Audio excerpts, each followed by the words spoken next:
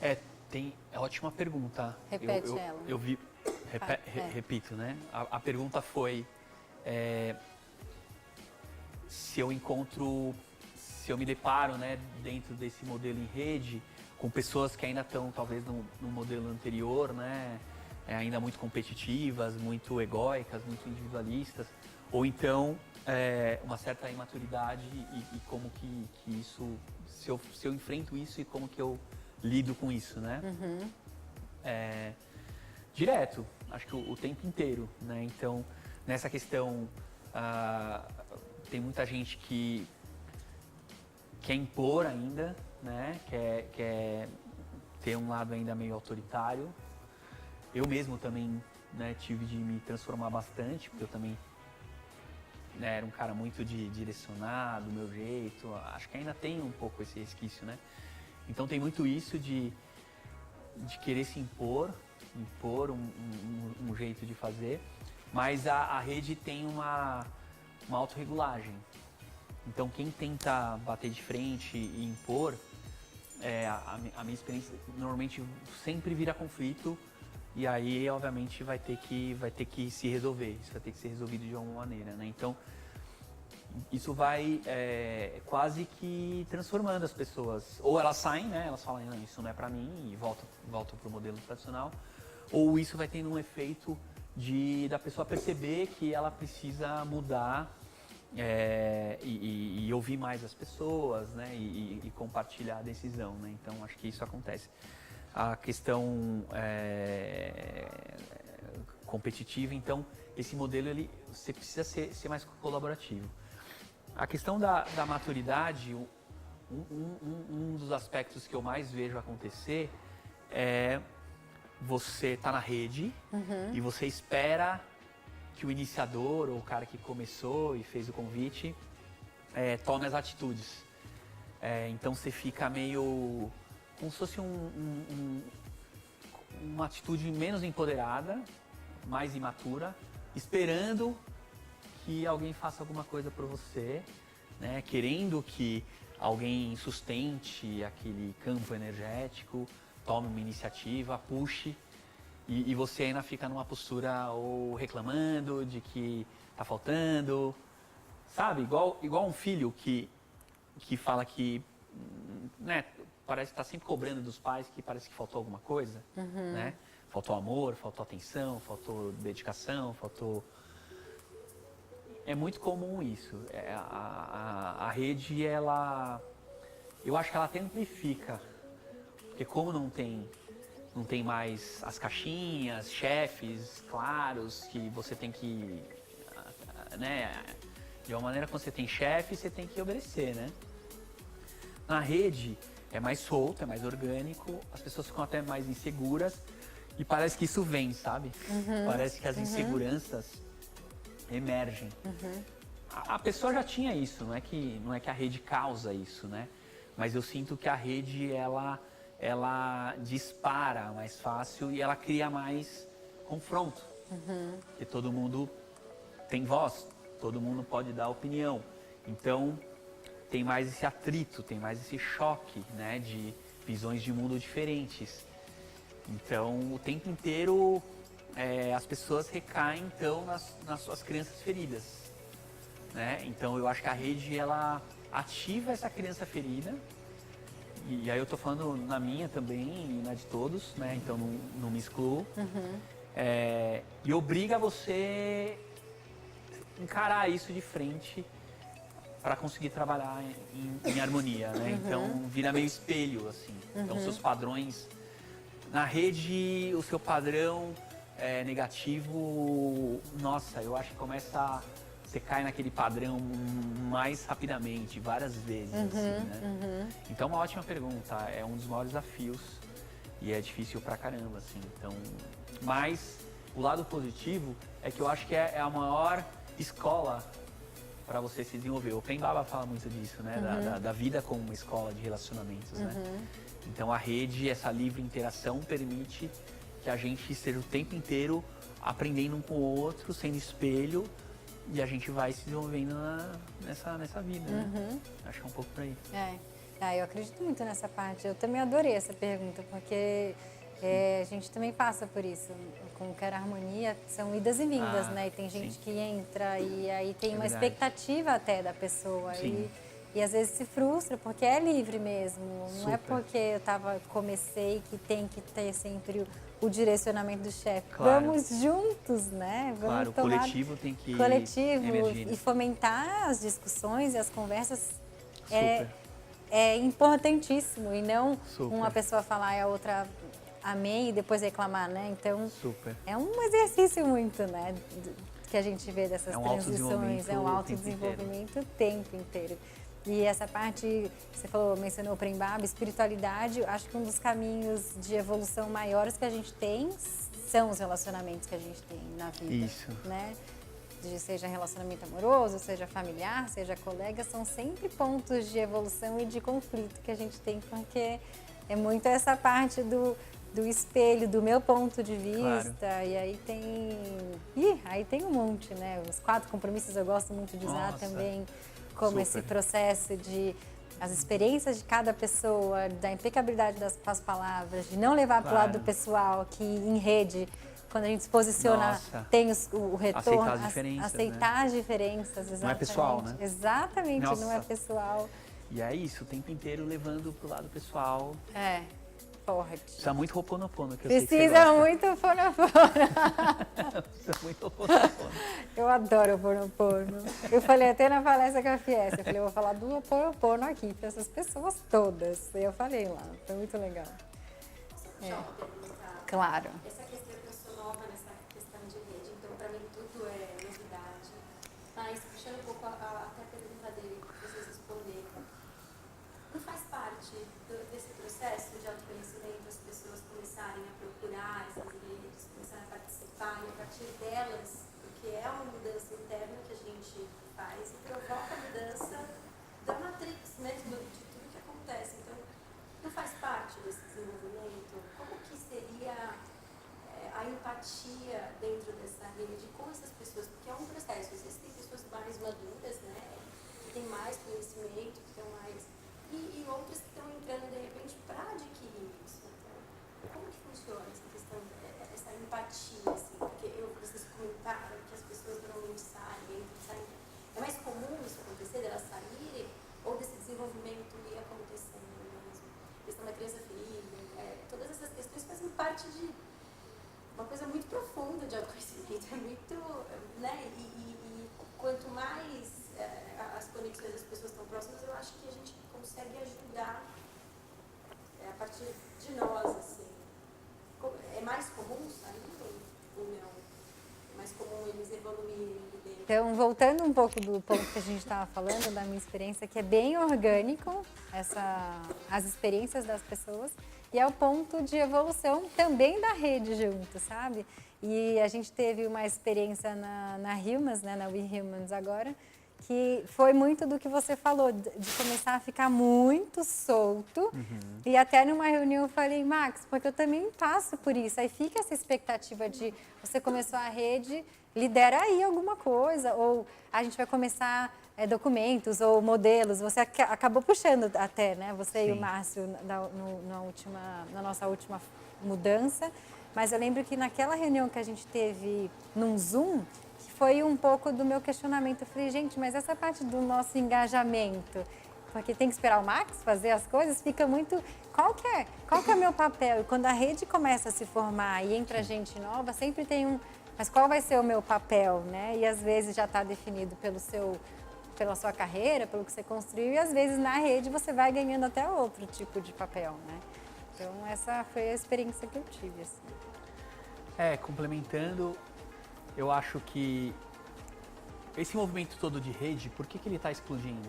Porque é um resgate do senso de comunidade, né? O modelo industrial separou, fragmentou, né? Criou caixinhas e engrenagens diferentes, né?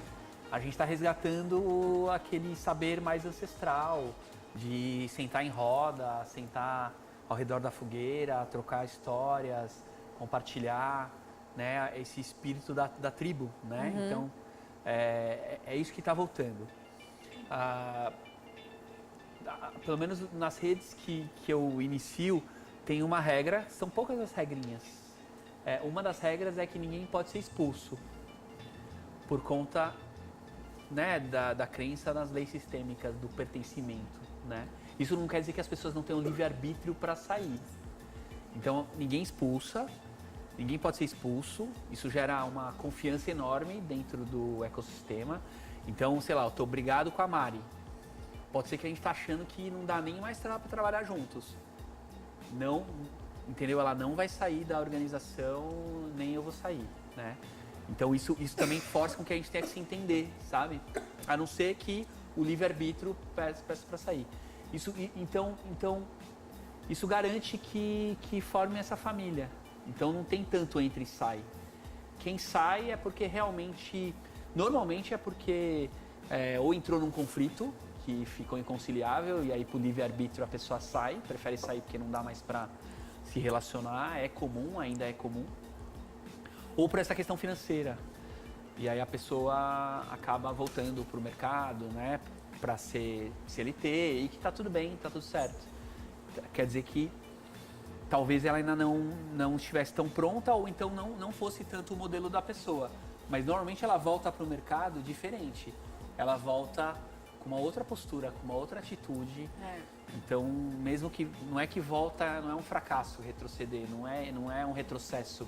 Na verdade, a gente vivendo e tentando encontrar onde é o nosso lugar naquele momento, né? Onde a gente está melhor em cada momento. Também, a gente teve algumas pessoas que saíram, não era nem por briga, mas por... não tô com tempo agora para rede, porque eu preciso... Como tem freela, tem pessoas que são freelas também, então com trabalho em paralelo, tem só outra empresa em paralelo, com a rede, eu não fico só para a rede muitas vezes, né? O Max, quantas redes você tá? 8, né? O Max está em 8 redes, então... Tem gente que escolhe, o momento eu preciso focar nessa aqui, agora, e energia... Então, cada um experimenta, né, o que deve desse formato. Isso, acho que experimentar é uma boa, né? Ficar mais leve, você vai experimentando onde você se sente melhor. Também tem, depois pode voltar para... Sim. Então, eu tenho pessoas que não estão super ativas, mas ainda estão lá, estão junto com a gente na rede, no grupo, nas trocas, pontuam alguma coisa, sabe? Então, tem pessoas mais ativas e pessoas que às vezes dão uma adormecida. Às vezes até eu não estou tão ativa numa rede que eu participo por conta do Quero Harmonia. Então, na própria Humans, nesse momento agora, eu falei, Max, eu não estou conseguindo. E antes eu estava mais ativa. Então, vai no... Aí eu falei que você tem cara de uma outra que chama Coletivo E daí Lua. tem uma outra rede que o Aí Max está querendo colocar. Cara, Então, é assim. Que é de ativismo. É uma parte bem orgânica. Como é tudo novo, não tem essa regra, né? O checkbox, como que a gente está... É muito essa troca e a partir das trocas eu acho que cresce como comunidade, a sociedade, o campo, né? O campo É isso aí. dos alinhamentos. Perguntas aqui na frente? Boa. Aqui. Todo mundo vai ter que fazer uma pergunta. Eu sempre quis empreender, sempre sonhei em ter um negócio e consegui realizar esse sonho. Há 7 meses atrás eu montei um restaurante de comida saudável. Uau!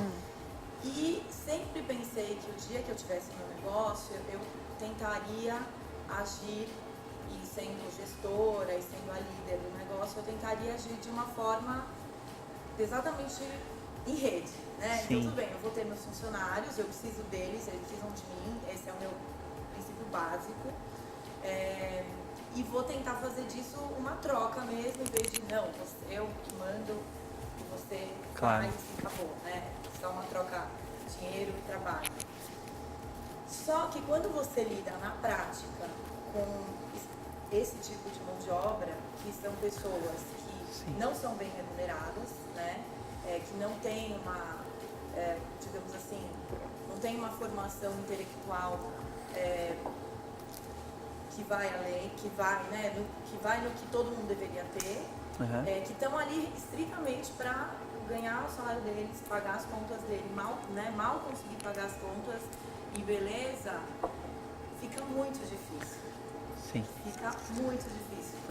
E aí, de repente, você se vê fazendo exatamente o que você Obrigado. sempre achou que, não é legal fazer. Dando legal ordem, fazer né? Comando e controle. É legal fazer de outra forma. sempre pensei em fazer de uma forma colaborativa, mas chega uma hora que você acha que você vai enlouquecer. Sim. E você acha que vai rolar um motim e vão tomar um restaurante de você, entendeu? Mais ou menos isso. E aí, antes disso acontecer, você fala, puta, eu preciso me colocar hierarquicamente e mostrar quem manda nessa jossa. Claro. Enfim, resumindo, é basicamente isso. A pergunta é, como fazer, né, eu acho que assim, a gente tem que mudar para tentar provocar a mudança no outro, sei lá. Mas, assim, falando da coisa prática, de novo, fica muito difícil quando você lida com essa mão de obra. Como tentar fazer isso sem agredir ninguém? Tá. Entendeu? Sabe? Sem perder Claro. Você tem que seguir esse caminho. Sim. Eu vou repetir a pergunta, então. É um caso, né? Qual é o seu nome?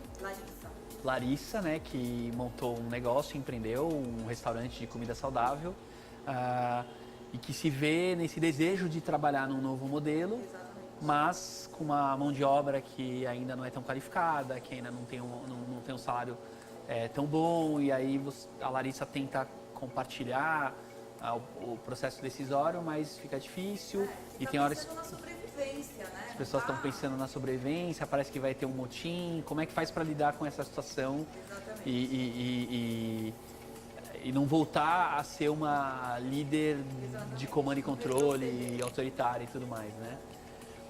Eu gostaria de lembrar, acho que a Mari me trouxe um case, foi você, né, do Café Gratitude. Foi. Então, Vou dizer qual case, não sei, eu sei que eu amo aí eu vou Café começar e você falar muito mais, né? Era então, o meu ponto de trabalho. A Mari me apresentou esse caso de uma cadeia de restaurantes veganos lá na Califórnia. Eu nunca estive lá, mas a Mari fazia uns stories no Instagram de lá, né? Deixando todo mundo com vontade. Eu só vou introduzir que ela conta mais. Só que, por exemplo, o Café Gratitude faz um exercício de check-in toda manhã. É simplesmente reunir todos os funcionários e perguntar como é que você está. O que aconteceu ontem, como é que está a sua vida, como é que está a sua família. E às vezes só desse momento de presença, onde todo mundo pode se abrir e pôr para fora, que às vezes, briguei com meu marido, tá foda, tá difícil. Isso já muda, então eu acho que não precisa ser totalmente horizontal, não precisa... O modelo hierárquico, ele funciona, a gente precisa honrar, né? Ele tem uma razão de ser. Então não precisa também tudo ser compartilhado. Agora, se olhar para a equipe como um ser humano e se importar e fazer um check-in, por exemplo, né? Isso já faz toda uma diferença. E aí você vai ver diferença em tudo, né? Acho que você pode falar mais do Café Gratitude. Eles têm uma... Eu adorei quando eu descobri isso, que eles têm o Chief Inspirational Officer, que é um cargo de um chefe executivo, né? O officer, o chefe executivo, para ajudar a inspirar os funcionários. Então, esse é o cargo da pessoa, para inspirar os funcionários. E quando você começou a falar, eu lembrei exatamente dessa parte, de um check-in. E tem empresas que usam, antes da reunião, fazer um check-in em reunião, né? Check-in, um check-out também depois da reunião. A gente vai usar aqui hoje, daí você já vai experimentar, mas eu estava programando pra gente fazer um check-out, por exemplo. Mas tem algumas daí técnicas que daí você faz para poder não ser totalmente horizontal e usar ferramentas para trabalhar com os funcionários, né? Trazer esse bem-estar. E aí? Compartilha.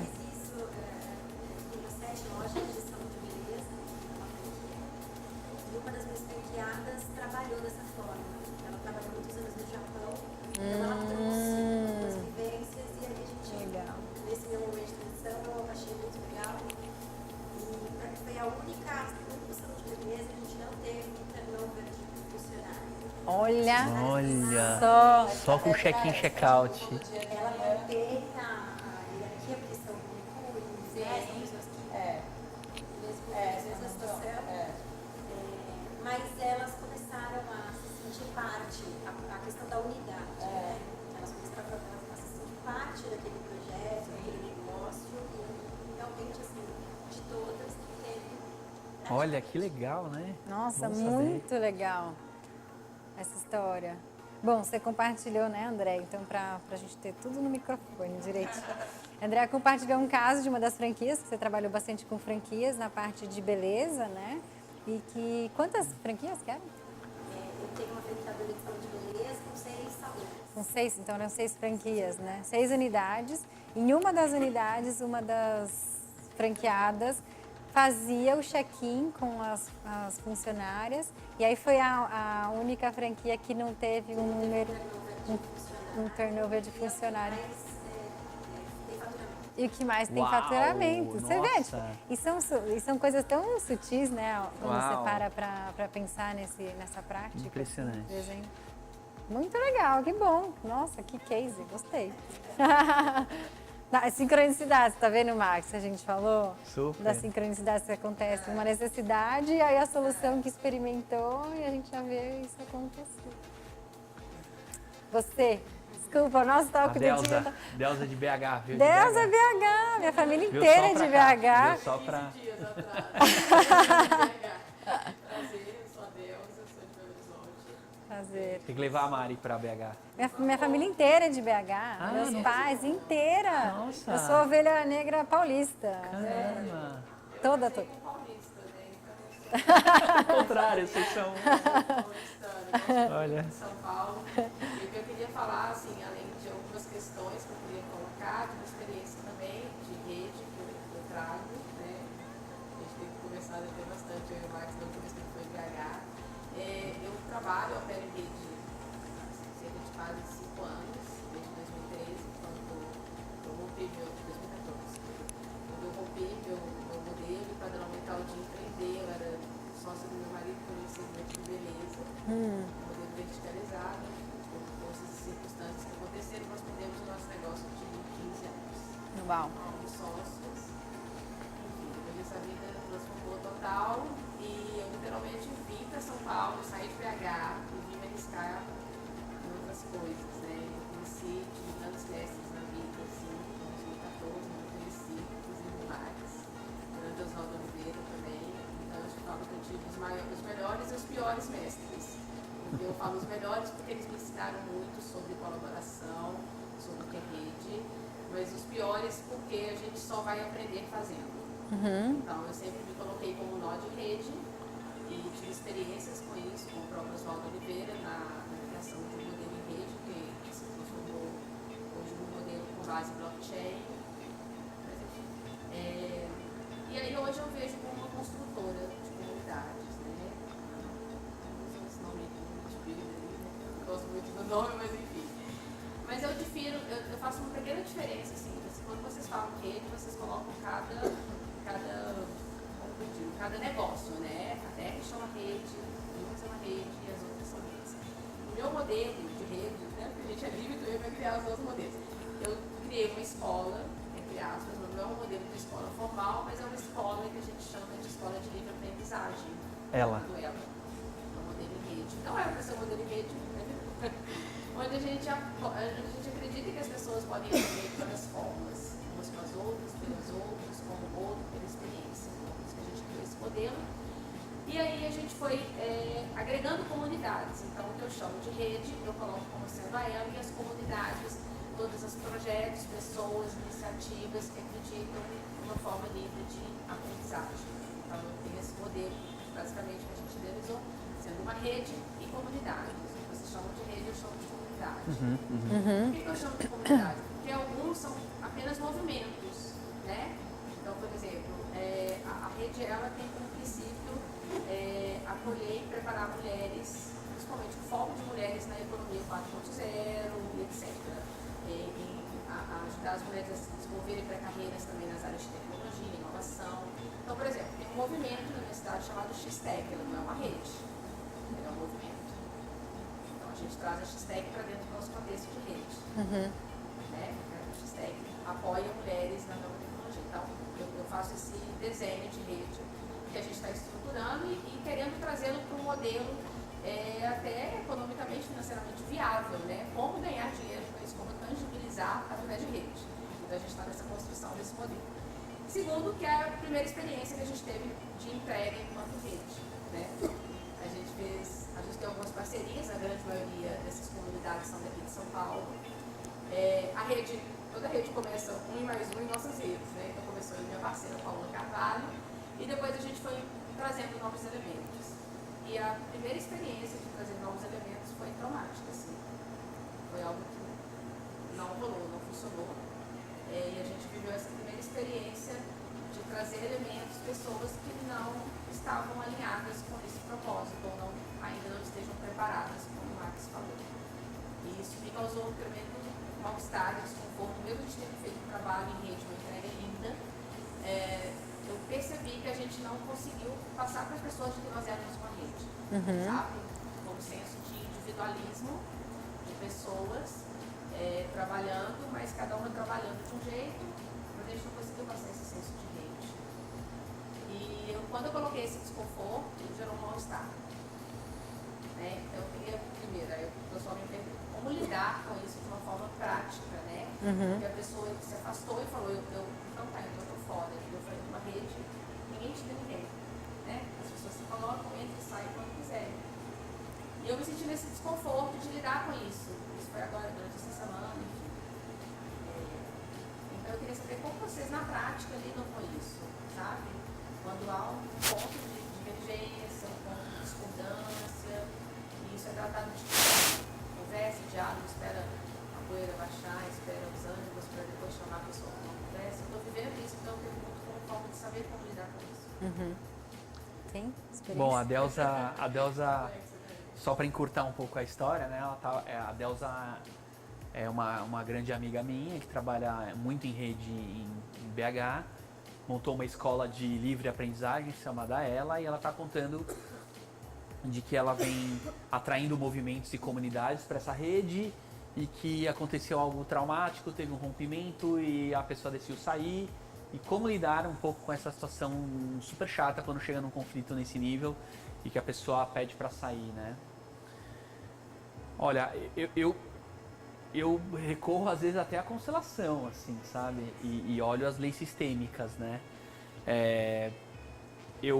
Eu acho que chega uma hora que precisa ir para uma conversa mais profunda, de comunicação não violenta, que a gente ainda não sabe muito bem ainda como fazer, porque eu tenho visto muita gente usar a comunicação não violenta de uma maneira violenta.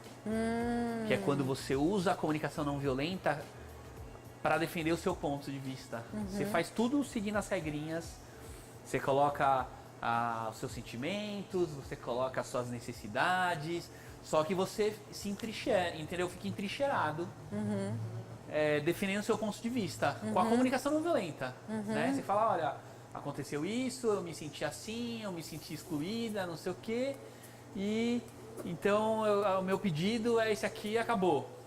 E a pessoa faz a mesma coisa, né? E ao invés de realmente querer se conectar e chegar num entendimento, num acordo, né?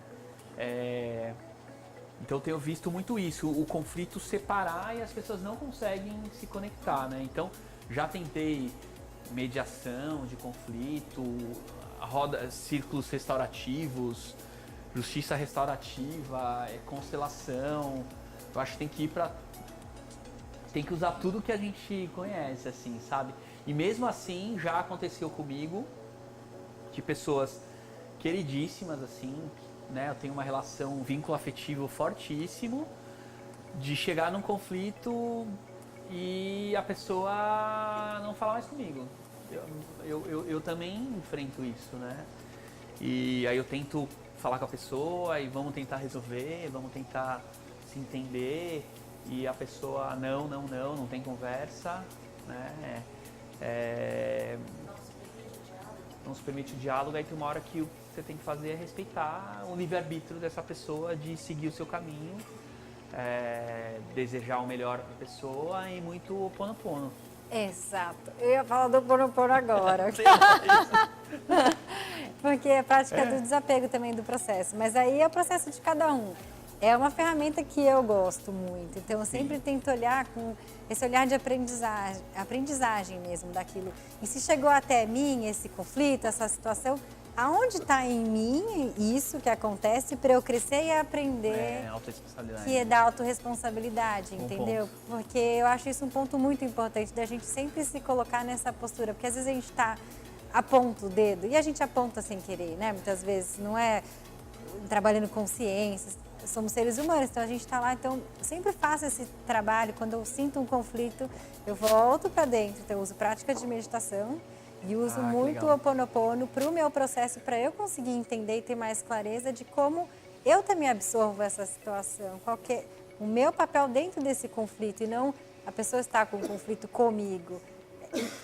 Mas assim, é bem delicado.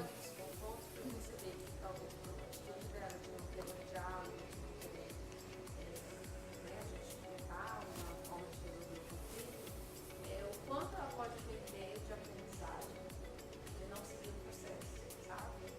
Mas- Por isso, mas é o livre-arbítrio dela. Porque eu acho que numa rede não há consenso, não há unidade, a gente está todo mundo num caminho de aprendizagem. Isso pode ser um elemento muito rico que vai fortalecer a rede, as pessoas, assim, então as pessoas se afastam do espelho. Mas eu fico pensando o quanto ela pode estar sofrendo com isso. Mas Não é, se permitindo uma nova chance, uma nova oportunidade. ou às vezes ela vai aprender mais em outro caminho que ela está indo. Então, às vezes é. O Max estava nessa fala, às vezes É, o caminho dela é outro. exato.